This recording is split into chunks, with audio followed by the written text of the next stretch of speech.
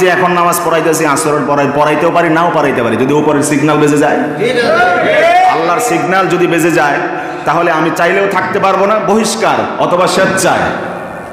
সুতরাং ওখান থেকে কন্ট্রোল করা হয়, সেটাই বিশ্বাস করি।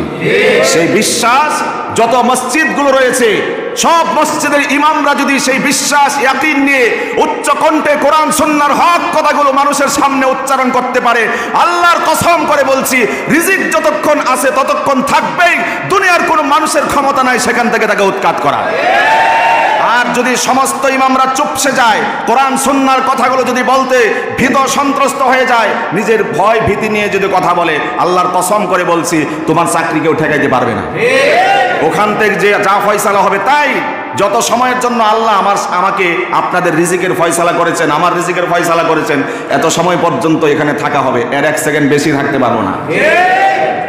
যতক্ষণ আসি কোরআন সুন্নাহর হকের কথাগুলো বলবো, সাথে থাকবেন ইনশাআল্লাহ, সাপোর্ট থাকবে, সমর্থন থাকবে, পক্ষপাতিত্ব করতে পারবেন নাকি বাতিলের পক্ষ নেবেন? পক্ষ নেবেন কাদের? ওলামায়ে কেরামের। ওলামায়ে কেরামের সাথে থাকবেন ইনশাআল্লাহ।